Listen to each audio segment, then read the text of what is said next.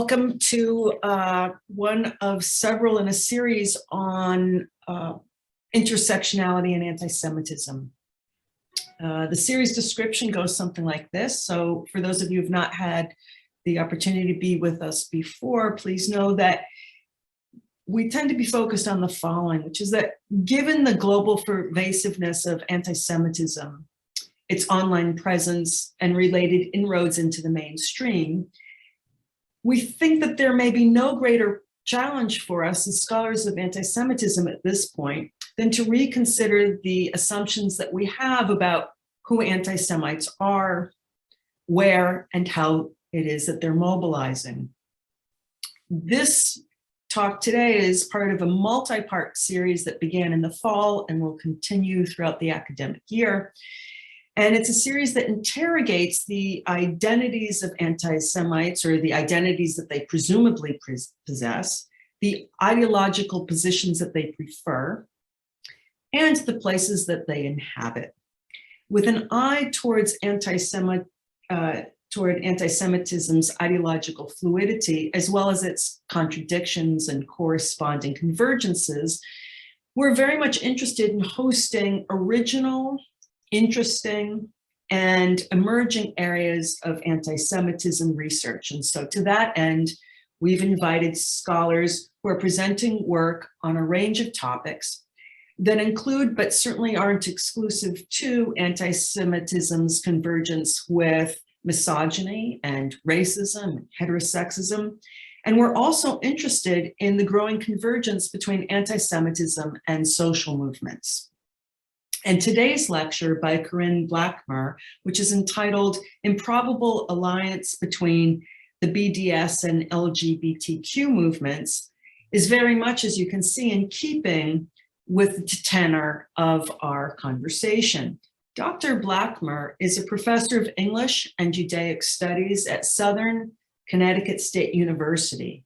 She's the author of countless books and articles on matters that range from opera and modern Israeli literature to modernism and Jewish women's poetry, fiction, and more recently, graphic novels. She's just finished 2 books, one of which I've had the pleasure of reading in large part, entitled Queering Anti-Zionism, LGBTQ Intellectuals, Israel, Palestine, Campus Activism, and Academic Freedom. That work is absolutely brilliant, and it is forthcoming with Wayne State University Press. As well, she's just finished through ISGAP,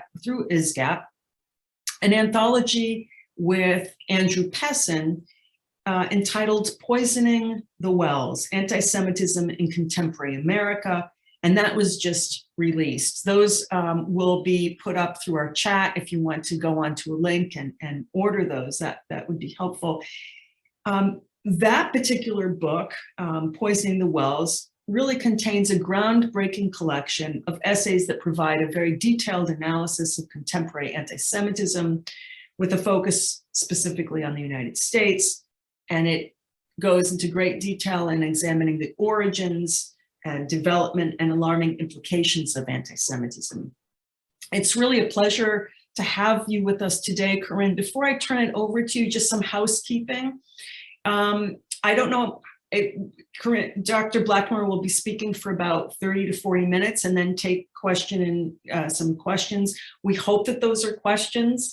Follow-up questions might be permitted if there's enough time, but please keep your questions succinct so that we can get to as many of the people who are interested in engaging as possible. So it's a real pleasure to have you with us today, and the table is yours.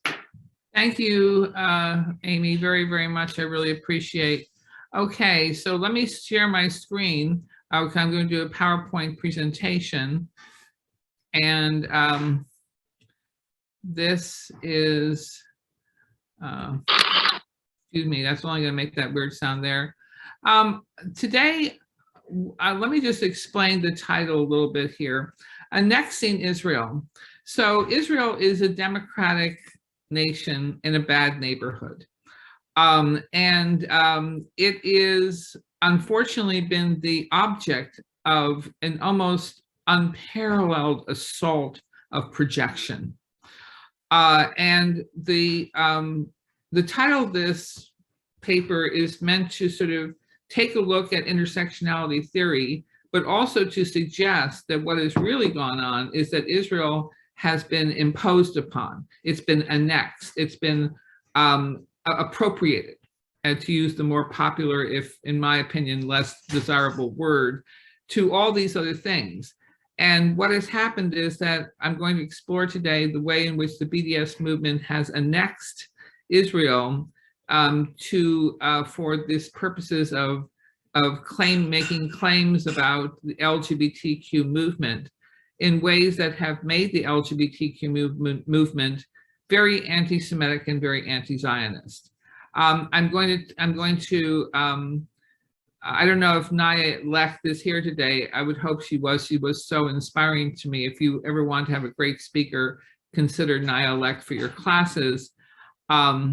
She made clear in her class that in her presentation she gave to a class of mine this last semester that anti-Zionism is the new anti-Semitism. And this presentation also affirms that insight. Okay, it's improbable because BDS at first glance has very little to do with the LGBTQ movement. The LGBTQ movements are about getting equal citizenship rights in housing, from everything from housing to marriage to employment for sexual minorities, particularly gays and lesbians. BDS is about boycotting, divesting, and sanctions around Israel. And it has somehow made this movement, the LGBTQ movement, which it liked because the LGBTQ movement has been very successful. And it's studied now for why has it been so successful in changing public opinion rather quickly and in getting right. So it makes it a very attractive object. Not to use a bad metaphor or anything, but what I'll go ahead and say it's sort of a low-hanging fruit to the extent that that's what gays and lesbians are. So, okay, so that's annexing Israel. So the Q question here, as I pose it, is what is intersectionality theory? Well, as originally devised or conceived of by its author, Kimberly Crenshaw, it was a legal theory that people who have intersecting multiple disadvantages need to be studied holistically, where their intersections occur, whether or not you're, and I put up here Jewish, female, Zionist, and lesbian because that's the category I fit in within intersectionality theory. By the way, not to say that intersectionality theory ever talks about me as a category, although they should. The only way they do is in my identities as a female and a lesbian. That these disadvantages or oppressions should be studied holistically, intersected, where they intersect, and their experiences analyzed in terms of how these, and this is very important, embodied oppressions intersect. So for intersectionality theory originally, you have to actually be identified as you're the subject of these disadvantages. You are actually Jewish, female, Zionist, and a lesbian. You are actually Black, female, Muslim, and disadvantaged. And so you have this, your problems that you have as a disabled person on top of the problems that you have as a Muslim and a female and a Black person. Okay, so, and those intersect. You don't experience them individually, you experience them intersectionally. Okay, so that's intersectional theory. And they can go around in a circle, they're dangerous, they're intersections, and they also just intersect ordinarily. Okay, what went wrong with intersectionality theory, in my opinion? Angela Davis and others. And you went from the intersectionality of identities and embodiment to the intersectionality of movements, social movements. So, and this has happened more recently, Angela Davis appropriated Kimberly Crenshaw's work and turned it into the anti-Semitic and anti-Zionist socio-political theory that has behind it BDS. That's its driving force. And it claims that all movements, not people, not embodied people, but all movements to end oppressions. And she's really, when she says oppression, she means racism and settler colonialism. And the latter, she alleges both, Israel is guilty both of racism and settler colonialism. It's really, Israel is the focus of this theory, are essentially the same. And they inform and illuminate one another through an intersectional lens. So now we're talking about history, politics, language, social conditions, culture, and you can't and essentially it's a comparative theory, which says that, well, okay, in Angela Davis's history, she said, okay, the Soviet Union is an ideal place that's a classless society. And it's unlike the United States, which has all these problems. And she she kind of said, you know, we need to reach the ideal of what the Soviet Union is. But she ignored all these other things that were going on with the Soviet Union. It's incredible sort of racist divisiveness, it's anti-Semitism and everything about it. So she is an idealist, and she tends to ignore everything that is inconvenient to her viewpoint. So we can see in the bottom, what she does intersect is Ferguson, Palestine, and the foundations of a movement. So she's saying that events that took place in Ferguson, Missouri, around that racial struggle are the same things that are going on in Palestine. The only thing that's similar about them is they occurred around the same time. So we're talking about the same temporal frame, half a world away, both the events in Ferguson, Missouri, and the events in Palestine around a Gazan war happened at the same time. And she makes of this a movement. African Americans and Palestinians. From Ferguson to Palestine, resistance is not a crime, and racism now. So she sees that as through a racist lens. Ergo, Palestinians face the same oppression as African Americans and vice versa. So she turns this into a racial struggle. Brown Palestinians, and I'm putting that in scare quotations for a very good reason, they're no more white or brown or black than Israeli Jewish people, face the same conflict with quote unquote white Jewish Israelis as African Americans do with the dominant American society. Really? Come on, give me a break. And this is a forced comparison, a forced intersection between two things. And that's one of the defining features of the intersectionality of movements, is the forcing of comparisons between things. And the major defining differences between Palestinians and African Americans are elided. What the Palestinian movement is really about, what the African American situation is really about, is elided. Surprise, Israel is the victimizer and the Palestinians the victims. That's what we get out of this sort of viewpoint. Okay, another Q question. We're moving right on to the situation between BDS and LGBTQ identities. To what degree do Palestinian and Israeli LGBTQ identities intersect? Answer, it's the intersection of going in opposite directions. And so it's kind of hard. The situation for Palestinian LGBTQ people, this was one group of Palestinians out in actually an American city wanting there to be a recriminalization of sodomy.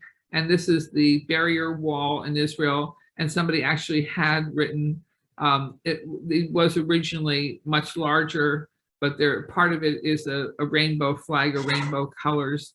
So there's some resistance there or some recognition there. And you can see, unfortunately, in occupied territories, as Amy knows, we were there in Ramallah. Garbage is the rule of the day. So that's unfortunate. Okay, so LGBTQ, Palestinian social, legal, and realities. Gaza is a very, very bad situation for gay and lesbian people there. In 2019, the Palestinian Authority banned activities of queer and feminist rights organizations. There are no civil rights laws that protect LGBTQ people from discrimination or harassment or abuse, shunning, or threats. Honor killings occur on a fairly regular basis. And there really is not much police jurisdiction over that. It's considered a family matter. Gay Palestinians frequently, this is the a kind of one of the ugly secrets that the BDS movement fails or refuses to acknowledge. And that is that gay Palestinians frequently seek refuge in Israel, fearing for their lives, especially from members of their own families. Around 2,000 Palestinian gay people live in Tel Aviv at any one time, gays and lesbians. They go to Tel Aviv where they hope to gain some anonymity. They're not particularly welcome there either because they could be pretending to be gay and be Palestinian infiltrators who would cause grave damage to Israeli society or do violent actions. They are more crucified on the cross of their sexuality than any other people I could possibly imagine around the earth. It's not a fun thing to be gay or lesbian Palestinian. Oftentimes they become the go-betweens in this conflict. They are used by both sides, actually. Okay. Contrast with that, the situation for gay people in Israel. And we have here a flag of the Tel Aviv gay celebration. Two soldiers who are walking hand in hand down a Israeli street, and couples who are getting married in this sort of larger wedding celebration. And LGBTQ protections for Israelis are very extensive, more extensive than they are in the United States, everything from employment protection through rights of inheritance, pension, medical treatment, right of making aliyah, even if you're a mixed couple, and right to civil marriage, and so forth and so on. Okay, so how do you combine? How do you get the BDS movement that wants to boycott, divest from, and sanction Israel to latch itself onto the situation for gays and lesbians in Israel versus the situation of gays and lesbians in Palestine or Palestinian occupied territories? Israel, a nation who's with these very pro policies and laws, it just would seem, how would you do it? Impossible to delegitimize around this issue. What to do? And unfortunately, they find a way to latch onto Israeli gay and lesbian culture and rope it in and use it to delegitimize Israel, despite its very strong policies in favor of gays and lesbians. They make the claim to begin with, the pinkwashing claim, that Israel only supports gay people to cover up or whitewash, pinkwash its oppression of Palestinians. So you don't get just to be an ordinary gay and lesbian Israeli Jewish person, or just an ordinary gay and lesbian Israeli, period. Your whole existence is meant as a cover-up for another existence, and not gays and lesbians in Palestine, but rather the Palestinian people more broadly considered. Okay, you claim the Israeli government launched a marketing campaign aimed at burnishing its image to sideline the Palestinian issue. I don't know a single place in the world practically, unless you're in some sort of wretched place, that does not use some funds to promote itself as a place to go to.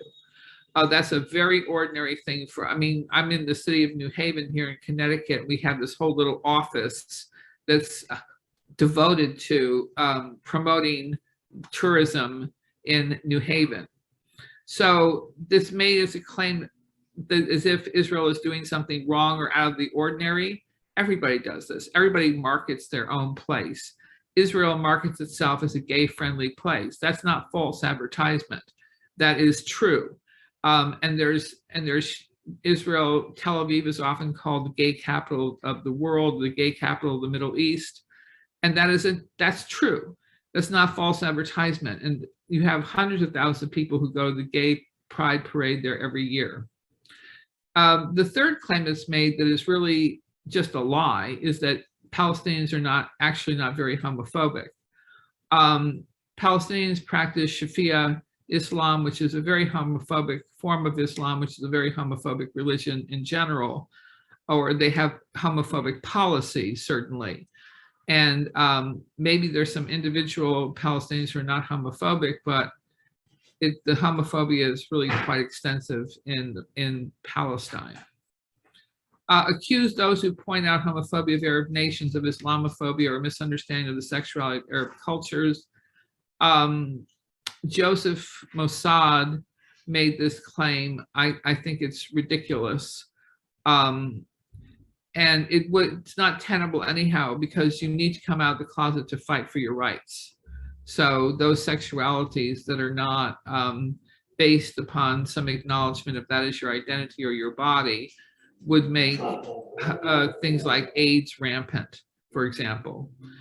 Claim that, or the last claim is that Israel only supports gay Jewish Israelis because of pro-natalist policies of the Israeli government, which is essentially to say that they're only for gay people because they produce more Jewish babies that will eventually fight in the army, which is Jasper Puar's latest claim. So she's gone beyond pinkwashing to claim that Israeli Jewish gay couples are only permitted to have their civil rights because they can therefore produce babies who will fight against Palestinians. Well, you have to be really full of hate to make that claim. You're turning all these ordinary human activities into evil, essentially. Now I want to talk briefly about how this is actually working out, because social movements begin in universities, or they have a large presence on university campuses. So how do you market the appeal of BDS activism to gay and lesbian university students? Okay, well, you have a context that you can work with. One is that gays and lesbians can experience rejection by families and peers, a social isolation, a sense of ostracism. And then the BDS people come in and they actively recruit gay and lesbian students by promising inclusion and acceptance. And these promises are made in a context of, why would an 18 or 19-year-old know about the Middle East? I mean, what do they know? Nothing, or very little, unless they're from a very special family. Lack of knowledge of the topic, ignorance about the history of LGBT Israeli rights and culture. And then, of course, there's always the appeal of black and white thinking. They're bad, we're good. Sense of in-group solidarity and a common cause.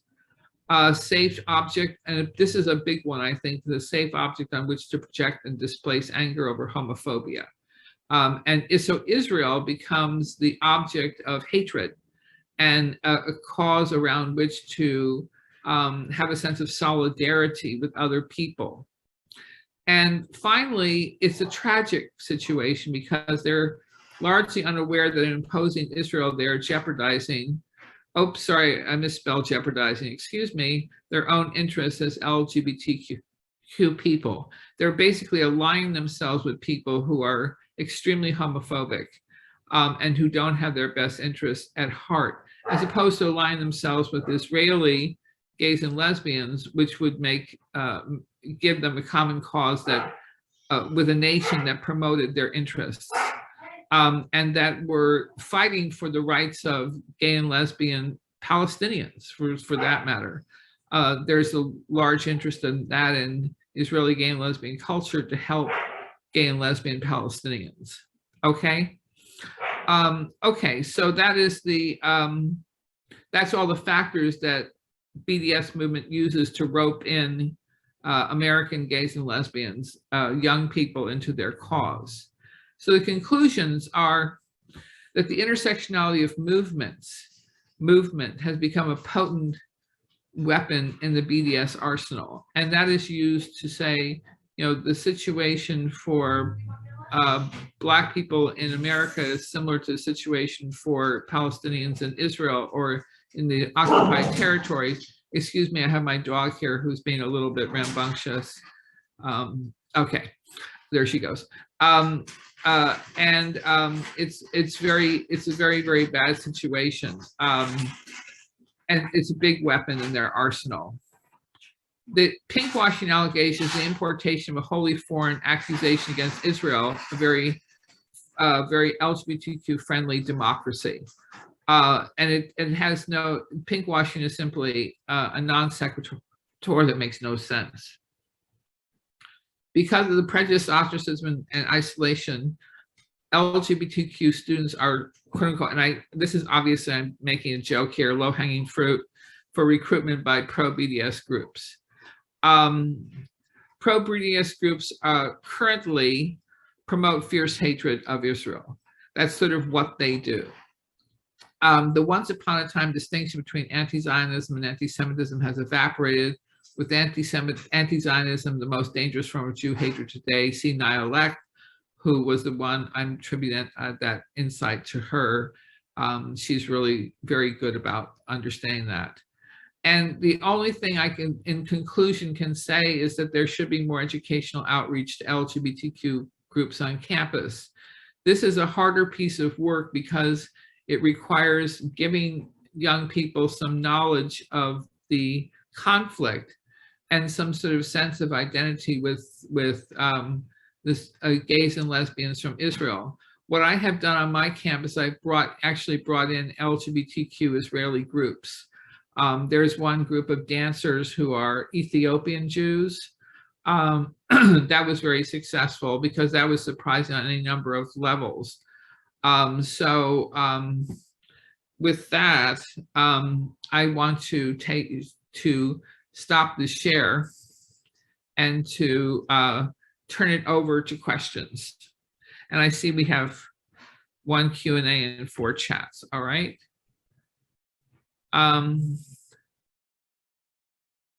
Okay, so shall I take these questions, Amy, here, or you want to take them? Do you want me to go through them so that you can just focus on thinking? Yeah. It might be easier.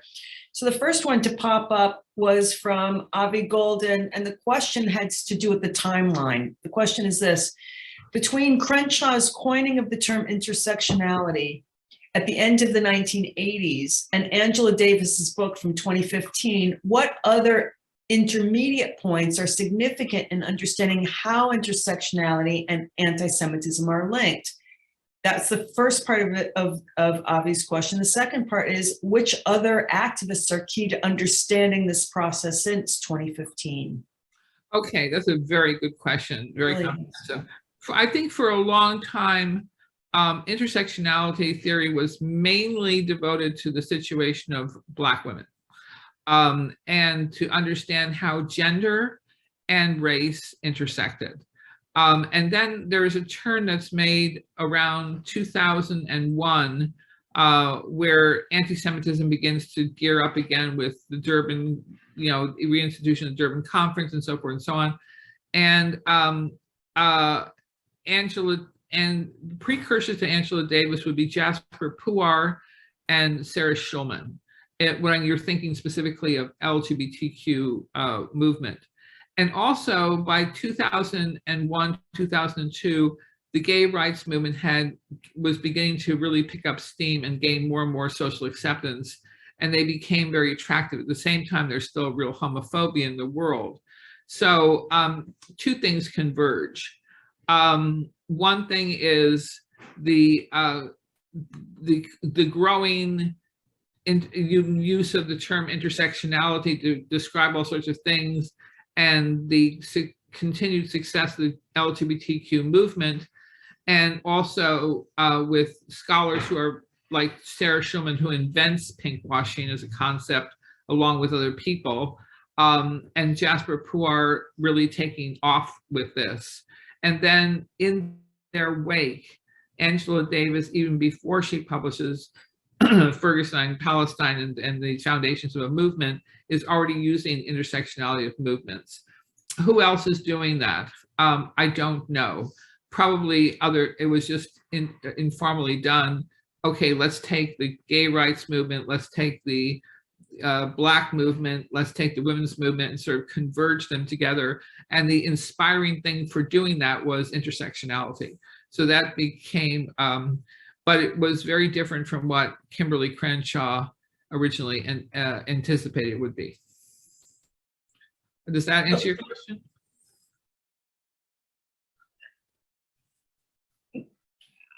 I'll just move on to something that's related before taking the second question that came in, because it came right away, which was, what does Kimberly Crenshaw think of this appropriation of her theory? Not much. She's concerned about it, and she's concerned about the anti-Semitism involved in it.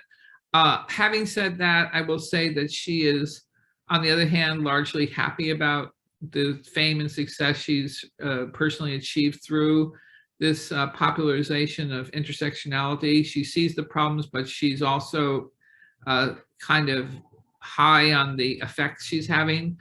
The course is out of the gate, so she's not really in control of the movement anymore. And then the other question, well, first comment, your work is awesome, writes Richard Robertson. How do we encourage or promote the LGBT community to recognize the danger and harm? You did this a little bit towards the end, this came in early. How do you recognize the danger and harm to the LGBTQ members that exists in Palestine, and how do we remove the veil, so to speak? So maybe you could elaborate on some of that. The best thing, I mean, how I approach this when students come up to me and say, hey, you know, free Palestine.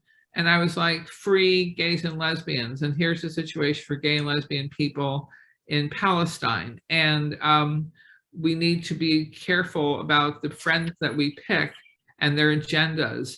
And we need to be careful about being appropriated ourselves to support something that's going to really be against our interests. You have to understand the BDS movement wants to see the destruction of Israel, which would mean and entail the destruction of one of the most vibrant and vital and important centers of LGBTQ rights in the world. So, you know, be careful to understand things, to get some information, accurate information, and to make sure you're making the right alliances. Not everyone's going to tell you the truth. Are Palestinians oppressed? Are they having difficulties? Yes.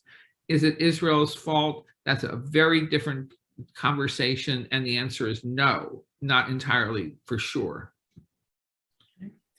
And a related question on some empirical work. Deborah Glaser asks, have there been studies about gay Palestinians being threatened by their families to become suicide bombers or else face punishment and death by the family for dishonor?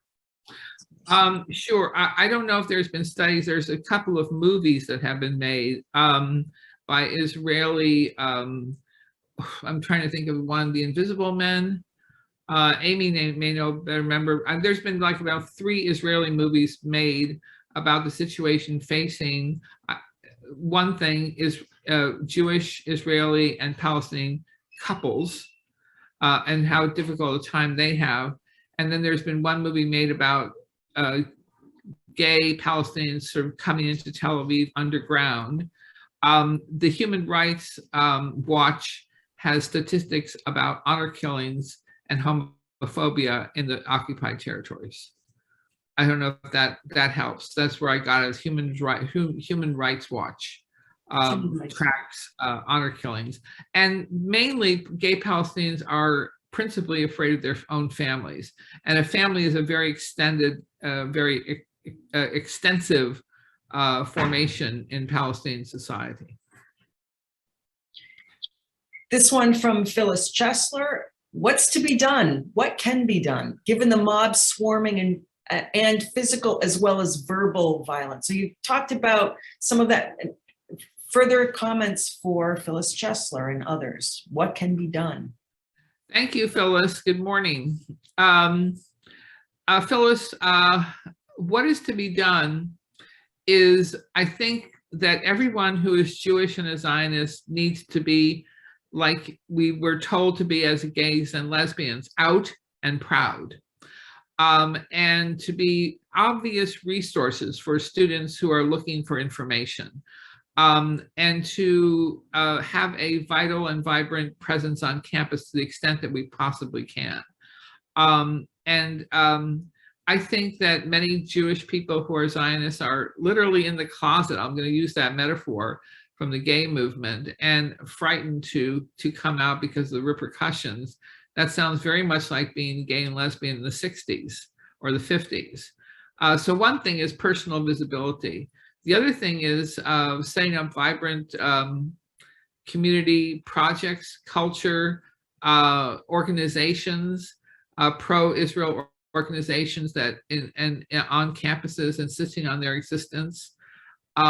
Yeah, I mean, at last, I can only suggest, Phyllis, that there's going to have to be some endurance getting through this. Because it's definitely a mob and mob violence, and just picking what battles you're going to fight, because we are up against the wall with this stuff. Little positive direction from Murray Rubin asks, why is Israel so positive toward gays and lesbians? Right.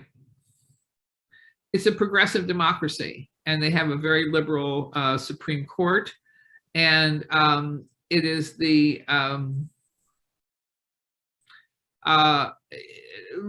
Israel is a small democracy in which everyone has to serve in one way or the other, virtually everyone. And it's a rule, a general rule of thumb, that where people have to serve in the military, gays and lesbians get their rights because they have served their country in the military. So that's the general rule of thumb. And everyone is all hands on deck in Israel. And that's not to say there is homophobia in Israeli society, depending upon what segment of that society you're looking at. However, even the Orthodox are moving in the right direction in Israel. And generally speaking, gays and lesbians are getting very well integrated into virtually all corner of Israeli society. So I'll say in two aspects. One is that serving in the military is a gateway to being accepted in society in general.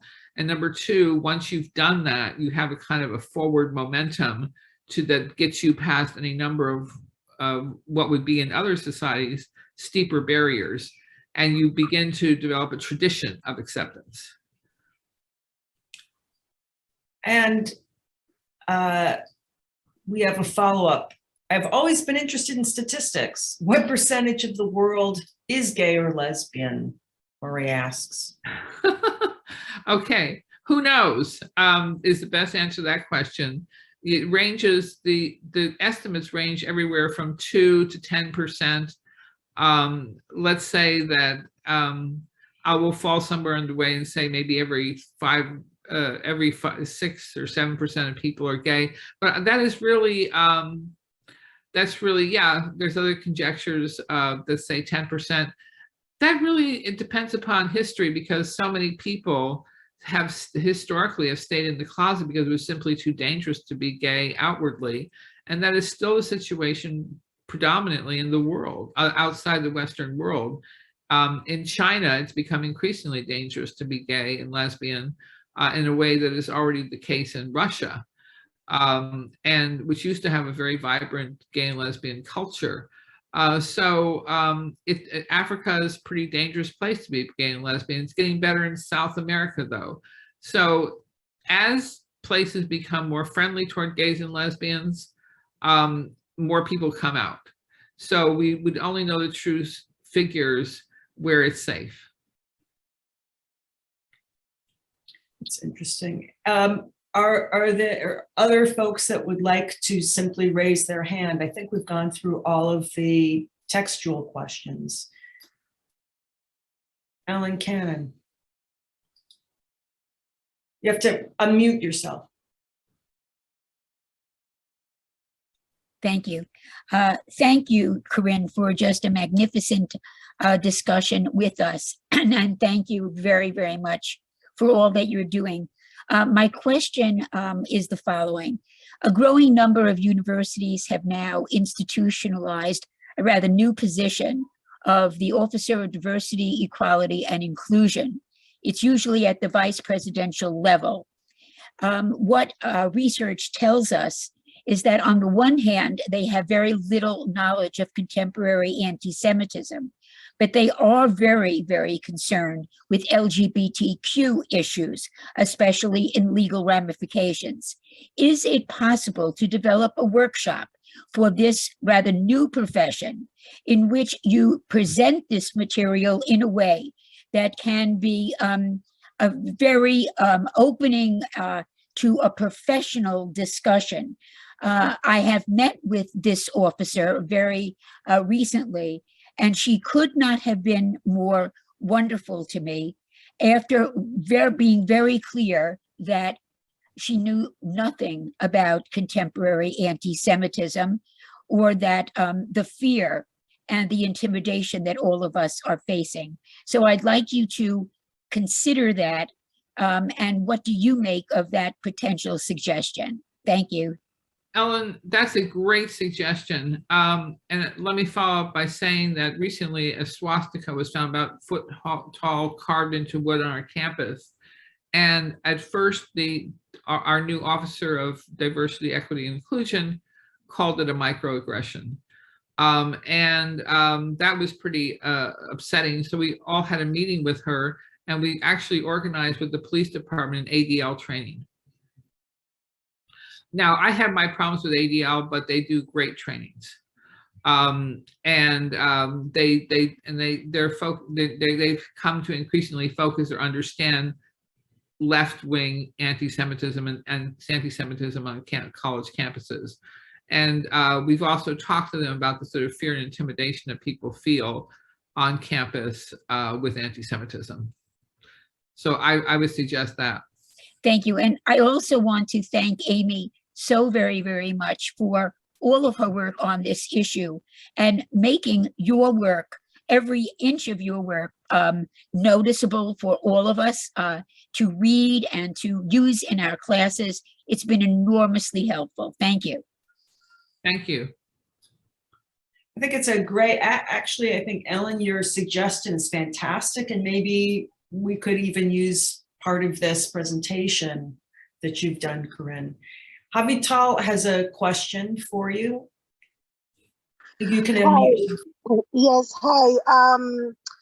You know, the ADL, I heard Jonathan Greenblatt a few years ago, and he sounds very different today, unfortunately. He was talking about the anti-Semitism on the left, but now he completely ignores it. I used to donate money to them. I find them to be much more concerned about everybody other than Jews and Israelis. They invited Trevor Noah to the Connecticut, and he stood them up 24 hours before. So I just needed to throw that out. That wasn't my question. A lot of the, let's call them progressive people, are finding their way into the media in different ways, including social media. And I was banned by LinkedIn because I called a few people anti-Semites when they were very bluntly anti-Semitic. And so I'm wondering if there's any way that the Jewish people that are concerned about anti-Semitism, because we do have the left-leaning Jews that are just completely ignoring it. I find that there are Christians that are more concerned about it than some Jews. Is there any, like, how can we get this to be more out in the open to have more awareness. I just recently moved to South Carolina, but when I lived in Connecticut, I had an anti-Semitic incident in a state-funded agency. I contacted the commissioner that completely ignored me. I contacted Governor Lamont that completely ignored me over and over and over again. That agency was paid for by my very high tax dollars in Connecticut. Right. And so my question is, how do we get to the media, to those shows where, I don't know, late night shows, whatever shows all these haters, and there's no other way to call them, are showing up? I just, as somebody that understands the struggles of the LGBT community, which, you know, I'm not part of, I just don't understand how on earth, same thing with the women's movement, how on earth do they align themselves Right. with pro-Palestinian that oppresses both? So it's a loaded question, and there are a lot of different, but I'm just hurting personally. I'm a daughter of a Holocaust survivor. I'm Israeli, and I just see continuing hate, and nothing is really being done. Well, part of me is going to be a little facetious here for a moment and say that I think that Amy and I should probably get a gig being interviewed by Barry Weiss. Because she's one media person that does have prominence. I hear your pain and your concern. I don't know what's going on at the ADL these days. I did go to the training they did with our diversity and equity and police departments, and was pretty pleased with their focus on left-wing anti-Semitism and anti-Semitism on campus. So I don't know if they shifted again, or it depends on the local office that you're dealing with or what have you. But I do know there's lots of anti-Semitism in Connecticut. It's rife and Yale. It's rife in a lot of places. Yale frequently has swastikas painted all over the place. And we're right next to a neighborhood called Beaver Hills. If you're visibly Jewish, you're going to get hate crimes against you. Sorry, that's just the fact of the matter. And the only thing I can think of, we're a minority. Jewish people are a minority. And therefore we have to get our bullhorns out and speak with a loud voice and continue to pound this issue that it doesn't make much sense for you to be allied with people who are actively against your better interests or your interest, period. And that I think but I will say this, Havital, that the idea here, or the illusion, is that if you support the liberation of the Palestinian people, they will also liberate their women and their gay people, and that will come as a kind of a consequence. And one of the things I like to point out is that it's not a necessary consequence at all. That there are plenty of communities around the world that have not been oppressed through colonialism or post-colonialism that are very homophobic. And that's another internal battle that has to be fought, and sometimes with great difficulty and with tremendous costs. So I try to point these things out, and also to speak as many organizations about these matters as I can. Thank you. And Avi Gold asks, I'm writing from Israel, question of curiosity. Are there any gay or lesbian Zionist organizations in North America? Yes, there are. There's a number of them. One of them is called A Wider Bridge. Want me to put that in this chat? It's called A Wider Bridge, is the best one that I know of.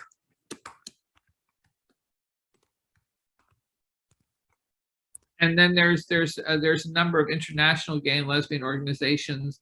And if you send me your email, I will give you the name of them. I'm blanking right at the moment. Sometimes that happens to me. It's a long acronym. Oh, yes, there you go, Daphne. Yeah, A Wider Bridge. And they're a very good organization that basically works to ally North American, more specifically American gays and lesbians with Israeli gays and lesbians. Joseph Freeman also had a question. You can now unmute yourself if you'd like to ask. Is that me? Joseph Freeman, is that right? Yep, you had your hand up. Yeah, I had my hand up. A very interesting discussion. I just want to make a few comments. I'm not gay or lesbian, but I have gay both in my family and outside the family. I'm aware through my wife. I came from quite a left-wing background, part of my family, very left-wing. When I was in my 20s, I was Marxist. I've changed a lot from that. I've gone quite, on the right wing of life. Coming from, I wanted to just understand very briefly why. I mean, anti-Zionism. You can be anti-Zionist if you're anti-Zionism means it's a national movement. To me, these are just a few comments. And then I just want to follow with a conclusion. I want to ask you to respond. Anti-Zionism is basically saying, well, you're against national liberation, which means that would be fine if every country didn't exist and we had one world. So I find it very interesting when Americans or Australians or maybe British people, I find that very strange that they pick on one country and say they cannot have, these people cannot have a nation state. I find that really weird. Maybe it's selective intellectual interpretation or blocking out inconsistencies in life. So the nature of the anti-Semitism that, could you briefly, you touched on it, could you briefly just clarify how anti-Semitism is within the anti-Zionism movement? Because I didn't go to college, I went in my 60s, we didn't really have much of that.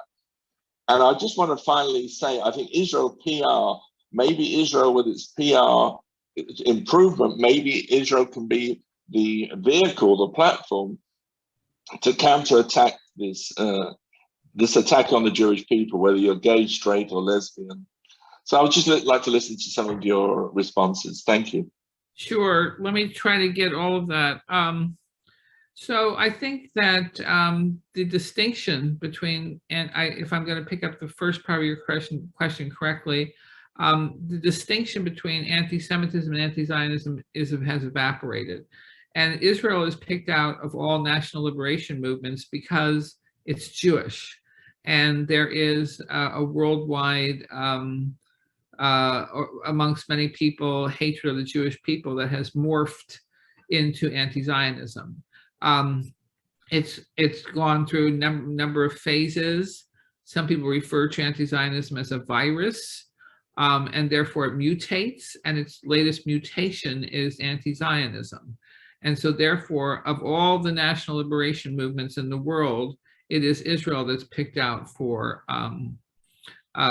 this opprobrium. As to your other question, I mean, I'm trying to remember the second part of your question. Did I answer your question, or no? I think the second part was, what could Israel do? Oh, what can Israel do? Right. Thank you, Bainey.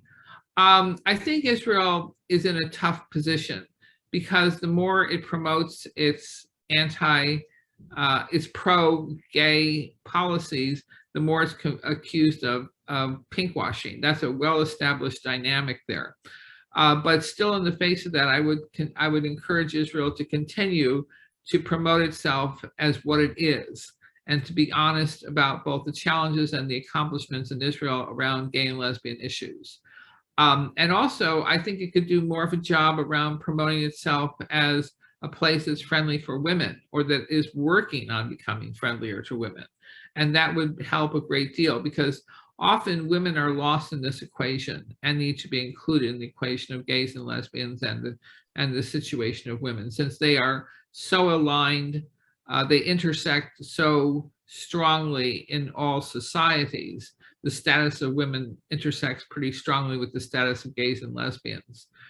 So Israel could do more of a job around that. I mean, it's not a seamless intersection, but it is still a strong one. I mean, the rights of gays and lesbians in Palestine are pretty much the same as the rights for women, non-existent. So I just point out, those who may be interested, a few years ago, I wrote a piece called Pinkwashing Anti-Semitism, and it's available online through Academic Engagement Network. And We have one more question from Havital. It's not a question, it's a comment. I lived in Israel until my early 30s and came to the US in my mid 30s. And I find Israel to be a lot more pro-women and a lot less chauvinistic than the United States.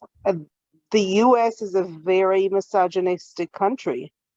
And if anybody, compared to Israel, and if anybody is claiming that in Israel women don't have rights, I'm sorry, they're out of their mind. Well, that's, I think we were talking about promoting that more. I think that women have problems with equality everywhere. Correct. And Israel can do more than it does. But Yes. having said that, again, Israel is doing very well. And I think there's lots of misogyny in the United States.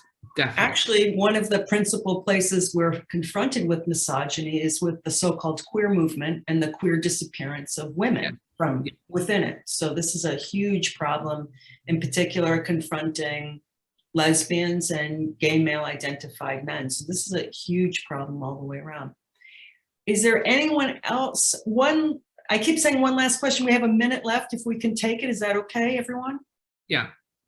Deborah Glazer, shouldn't we try to build a coalition with the gay community by emphasizing that Jews and gays are both distinct minorities in the world, subject to constant persecution? I think that's an excellent idea. Homophobia and anti-Semitism are different. But having said that, they have some similar features in that both are footed originally in religion. For gays and lesbians, that's a very overt footing of homophobia in religious doctrine. And for Jews, that's more traditional. However, it still very much exists in that idea. So that's an intersection between homophobia and Judaism and anti-Semitism rather in religious doctrine. And they can build a conversation around that easily, and they revolve around each other.